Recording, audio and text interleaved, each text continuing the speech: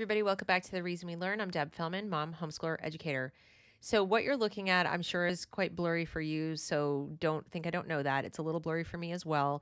I'm putting it up here so you can see I'm not just making it up. I'm reading from something real.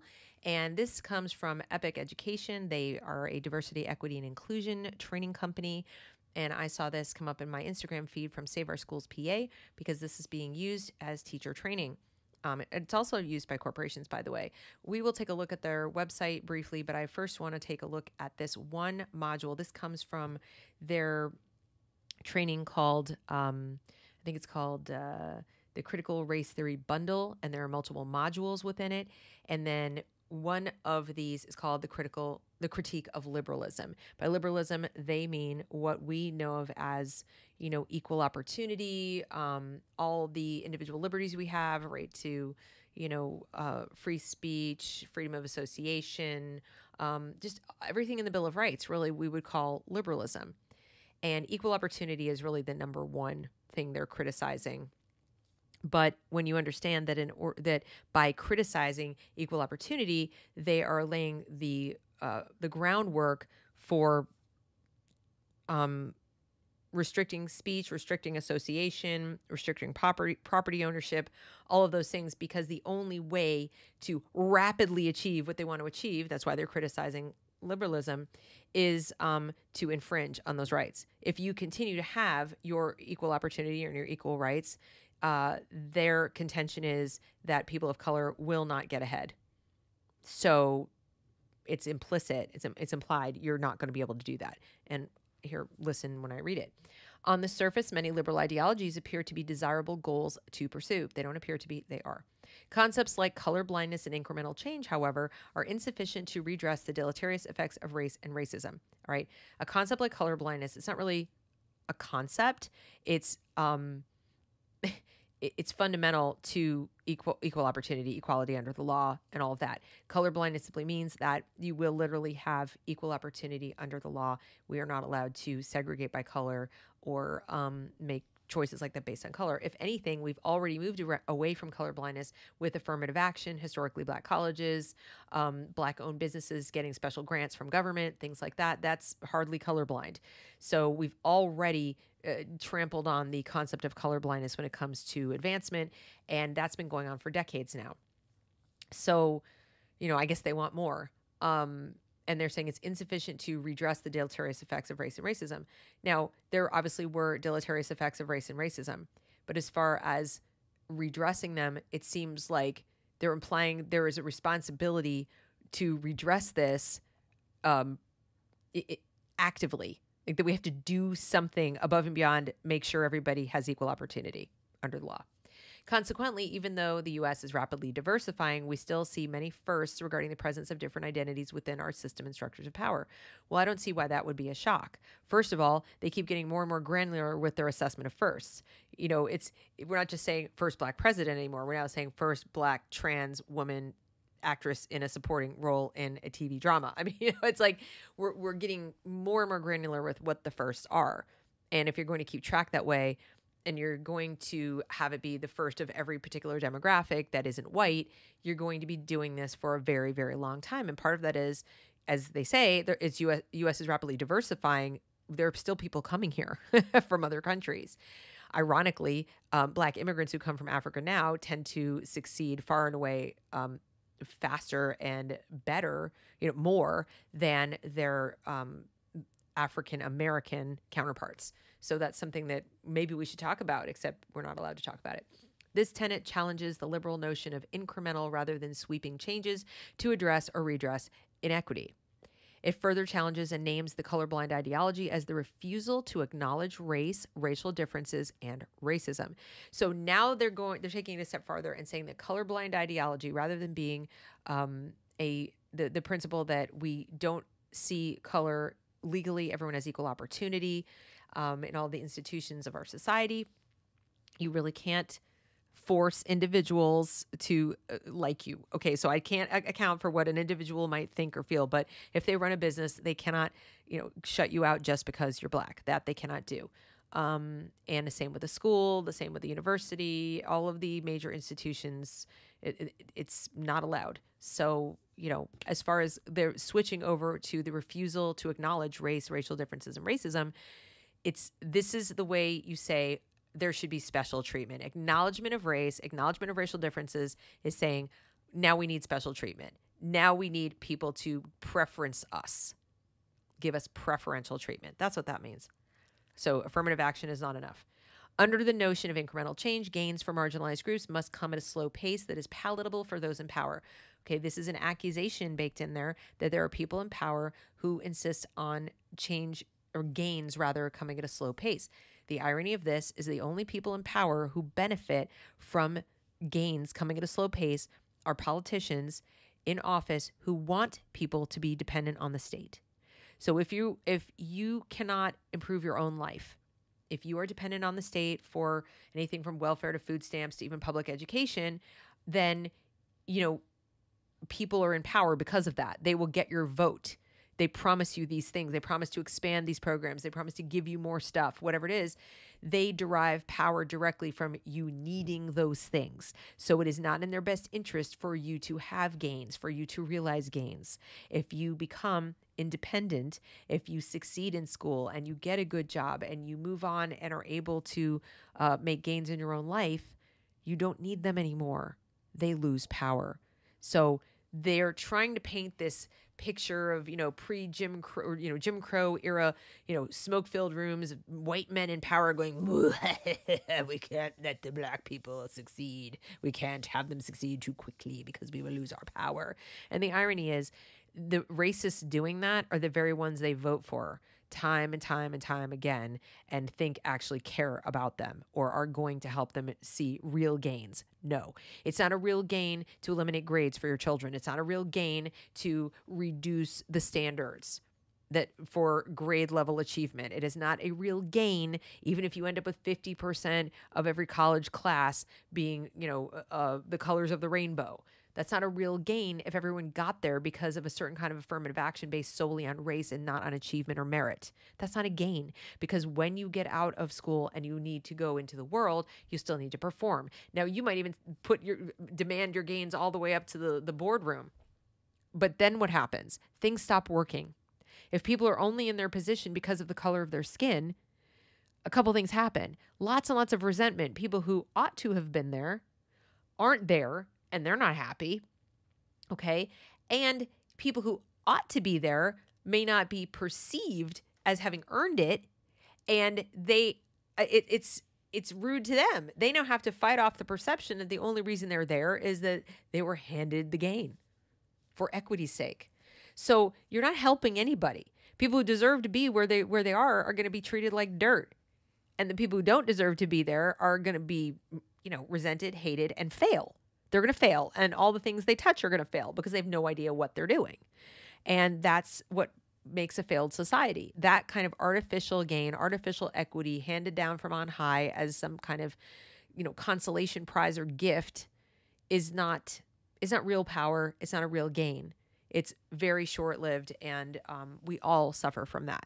So, but that seems to be what they want. They don't want slow gains, and they seem to believe that people are holding them back intentionally, and nowhere in here am I seeing any responsibility on the part of individuals to, progress more rapidly. In this discourse, equality rather than equity is sought. Yes, because it's the only moral way to do it. It's the only moral way to do it. You can't seek equity without eliminating equality. And if you're going to eliminate equality, then you're going to be segregating, you're going to be discriminating, you're going to be doing all the things that we fought for decades not to have happen to black people. You're going to have to turn around and do them to white people. You're going to have to do that which you said once upon a time was evil. It's the only way. It's the only way. You cannot, especially if you claim that you're not going to make, that incremental changes, it's not going fast enough, then you're at least acknowledging that all this time, white people have been progressing and progressing and progressing. So how are you saying anything other than we need to hold people back? So that is an infringement on the rights of others, people who never individually did you any harm. You're doing that solely on the color, based on the color of their skin, and you don't know their individual stories. You don't know their lived experiences. You don't know any of these things about them. where they came from, what kind of past their, immigrant family might have come from just because they're white. You don't know. You're going just on color. That's racist, by the way, just so we're clear. Remedies based on equality assume that citizens have the same opportunities and experiences. No, they don't. What they do is they assume that individuals have the same rights. And not just citizens, by the way, but all people. It assumes that people in the United States have the same rights. Not just citizens, but human beings. Okay, we all have the same rights, except the right to vote. That's it. Okay. The processes, structures, and ideologies that justify inequity are not addressed and dismantled. Well, they're never going to be. They're never going to be if this is what you're focusing on. If this is how you're going about it with this lazy thinking that I look at a result I don't like, I blame racism, and then I focus all of my energy and attention on punishing the people who represent the racism I hate, even if there's no evidence whatsoever that they individually are racist, you're never going to address and dismantle those things. And it's, by the way, the ideology of critical race theory that's doing it. It's the ideology that you have no internal locus of control unless you're white, or that nobody has an internal locus of control and that white people have what they have because some invisible hand is handing it to them. Also not true. It's really racist and demoralizing and dehumanizing to talk this way, think this way. This is a horrible worldview. Equity, however, recognizes that the playing field is unequal and attempts to address the inequality. Yeah, by cutting people off at the knees if they're too tall and putting devices in their ears so they can't hear properly. This is Harrison Bergeron. Just because you can define equity as we try to, level the playing field doesn't make it moral, doesn't make it ethical, doesn't even make it effective. Thank you for defining equity, but that doesn't mean you can have it. It's a utopian fantasy. Hence, incremental change appears to benefit those who are not directly adversely affected by social, economic, and educational inequity that came as a result of racism and racist practices. Bull honky. Incremental change may appear to you that way, but incremental change has benefited all different kinds of people.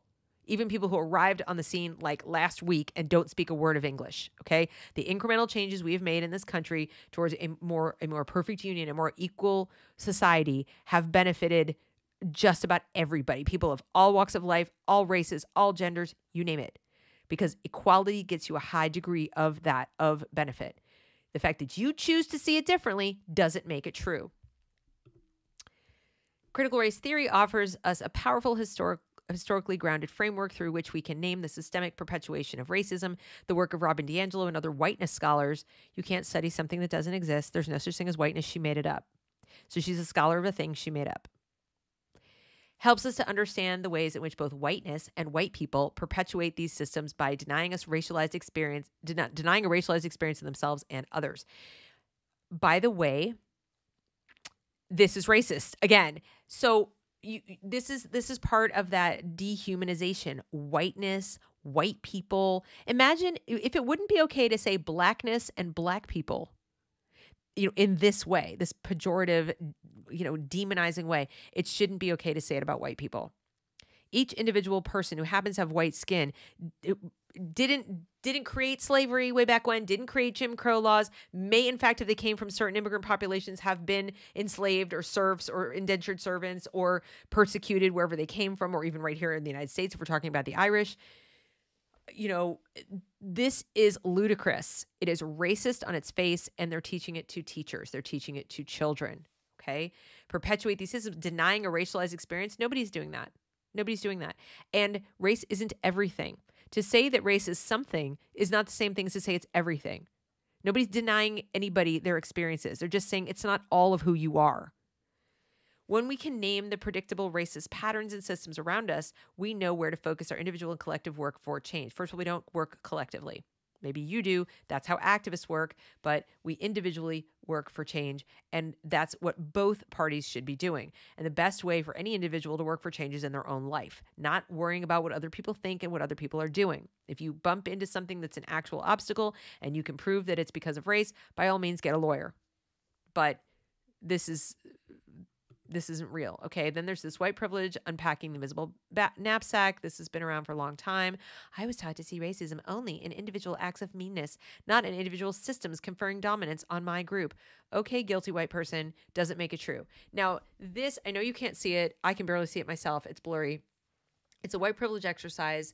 I guess you're supposed to do it with a partner. You're supposed to score 5 if the statement is often true, 3 if it's sometimes true, and 0 if the statement is seldom true. I'm only going to read a few, and then I'm going to address them because they're all in the same vein.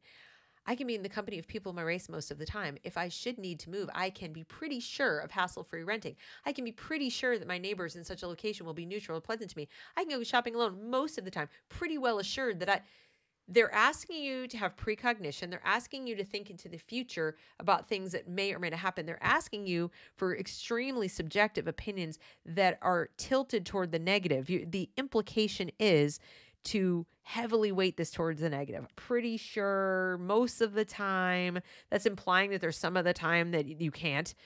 It would be much better, and I'm sure they're not doing this intentionally, to say, if I've had to move in my life, I encountered racism, or I had trouble finding a moving company that would move me into the neighborhood I was moving to, or when I arrived at my neighborhood, people were rude to me because of my race. I mean, it would be a much better thing to focus on, did these things actually occur? What if a person has never moved in their life and they're just going by what they've been told? Your lived experience is your lived experience. It's not the lived experience of your father, your grandfather's grandfather, some friend of yours in your neighborhood, a person you know on the internet. The problem is that so many of these attitudes are perpetuated and these belief systems are perpetuated because somebody told somebody told somebody. That's not your experience. It's not even your thinking. That's someone else's thinking that you never challenged. You just incorporated it, internalized it. So the internalized racism, the irony is the internalized racism that many people feel is internalized from other people of their own race, telling them this is what it's like. This is what happened to me with no proof whatsoever. I know they were looking at me because I was black. Do you know that?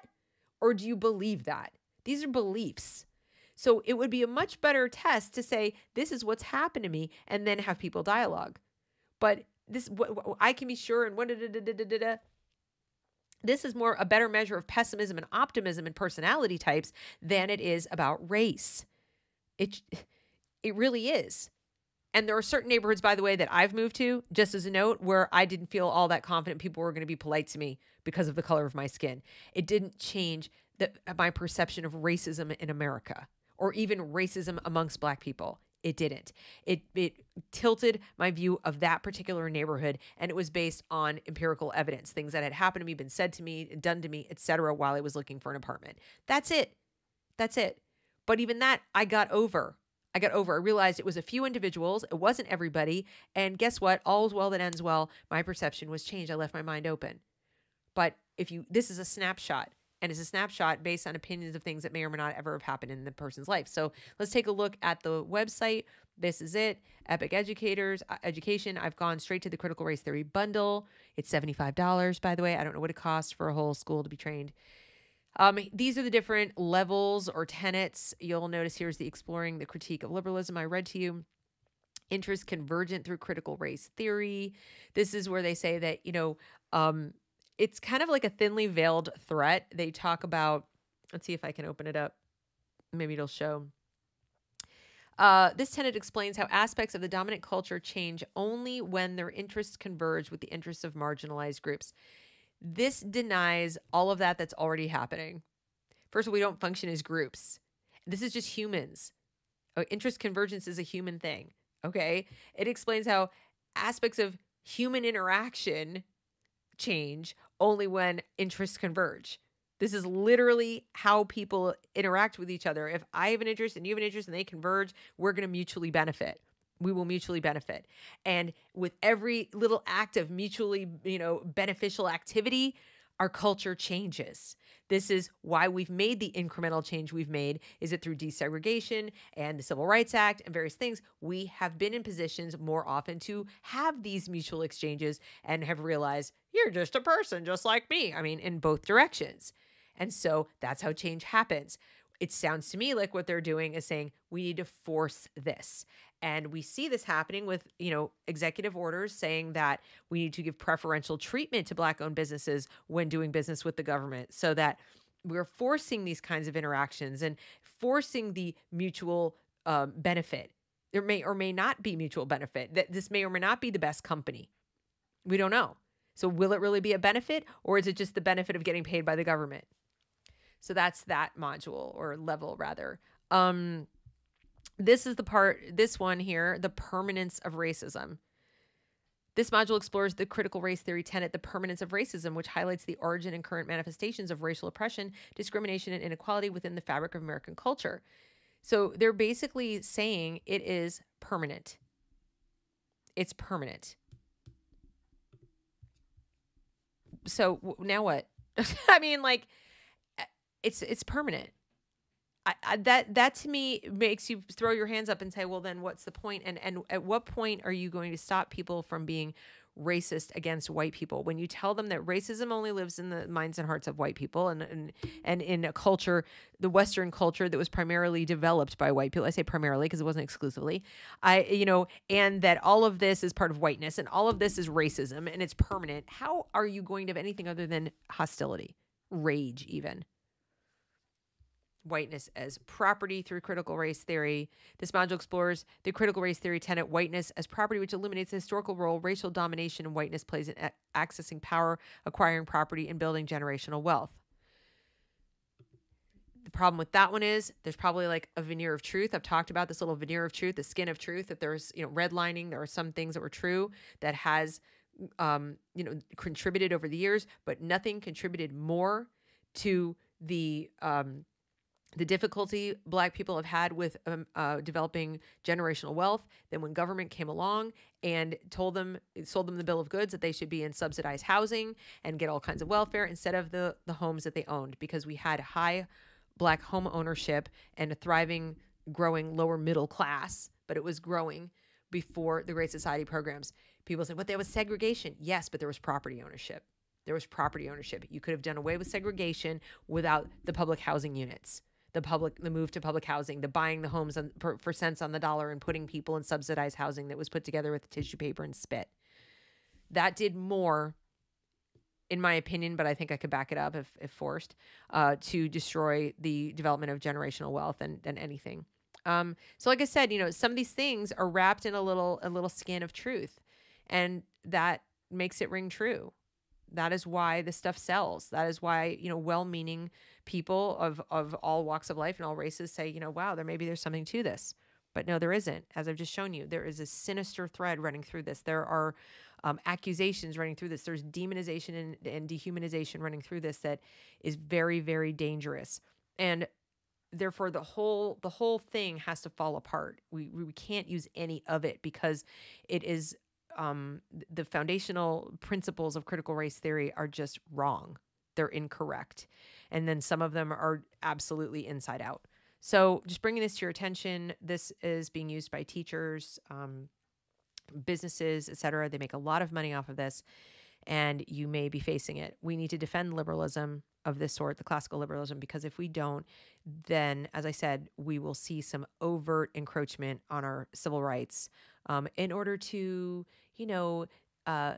make rapid change, because incremental isn't working. Equality is so appealing, but it appears to be desirable. No, it is desirable. It's the only moral way. We must find another way. This isn't the way. You don't become racist to fight racism. You don't segregate, you don't discriminate, and you don't teach racism if you want to get rid of racism.